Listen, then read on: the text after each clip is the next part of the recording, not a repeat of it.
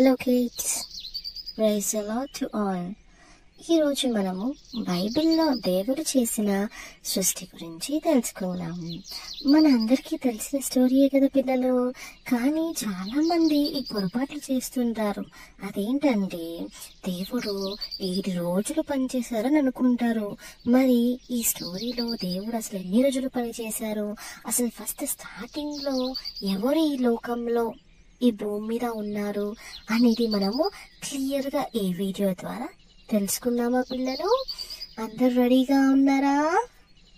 దేవుడు మన వరల్డ్ ని చూసినప్పుడు అది చాలా విశాలంగాను మరియు శూన్యంగాను కనిపించిందంట పిల్లలు. అంటే భూమి మీద ఏమీ లేదు. అప్పుడు చెట్లు లేవు, పక్షులు లేవు, జంతువులు లేవు, ఎంతో విశాలంగా కనిపించింది. అయితే దేవుడు ఆ టైంలో ఒక మంచి ఆలోచన చేసి మనం ఇప్పుడు హ్యాపీగా ఈ వరల్డ్ ఎంజాయ్ చేసే విధంగా మన కోసం ఈ సృష్టిని చేశారు. మొదటిగా దేవుడు ఏం సృష్టించాడు, చివరిగా ఏం చేశాడు అనే దాని గురించి మనం తెలుసుకుందాం. డే 1 అంటే మొదటి రోజు దేవుడు లైట్ అంటే వెలుగుని సృష్టించాడు. అది ఎలా అంటే నోటి ద్వారా వెలుగు కాక అని పలికాడు. అంతే పిల్లలు, ఎమ్మటే వెలుగు వచ్చేసింది. అయితే చీకటిని చూసి దేవుడు రాత్రి అని, వెలుగును చూసి పగలు అని వాటికి పేర్లు పెట్టాడు. రెండవ దినమున దేవుడు ఆకాశాన్ని అంటే స్కైని సృష్టించాడు.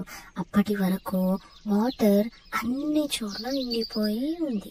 కానీ దేవుడు ఆ వాటర్ ని 2 భాగాలుగా విభజించి ఆకాశానికి ఏర్పరిచాడు. ఇలా రెండవ దినము కంప్లీట్ అయిపోయింది.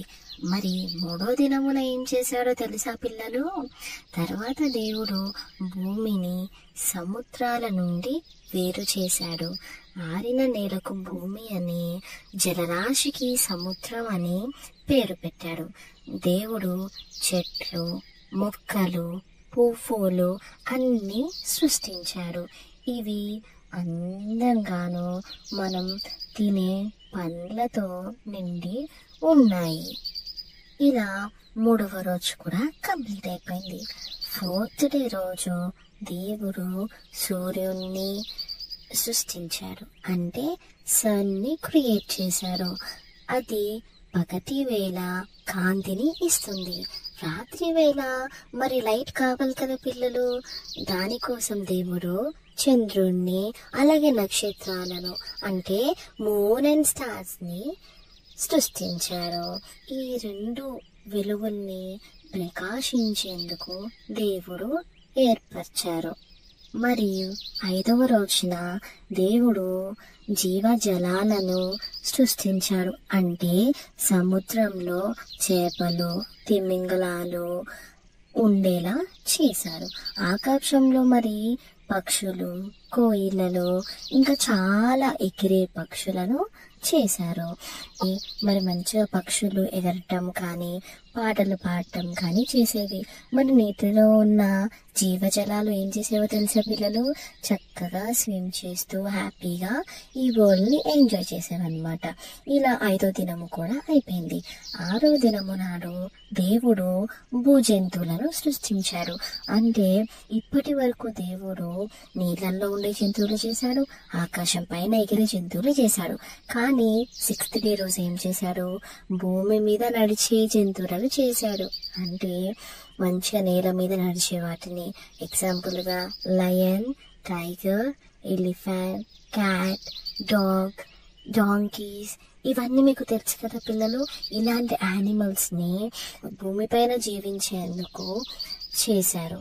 తరువాత దేవుడు తన సృష్టిలో అత్యంత ముఖ్యమైనది చేశారు.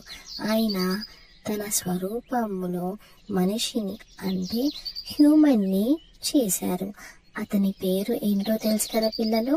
తెలిస్తే కామెంట్ చేయండి. అతను మన్ను నుండి తీయబడ్డాడు. అంటే మట్టి ద్వారా దేవుడు అతన్ని చేశాడు. చేసినప్పుడు దేవుని శ్వాసను అందించి జీవాన్ని ఇచ్చారు. ఇలా 6వ దినము వరకు అయిపోయింది. మరి ఇప్పటి వరకు దేవుడు ఎన్ని దినాల వరకు పనిచేశాడు పిల్లలు చెప్పండి?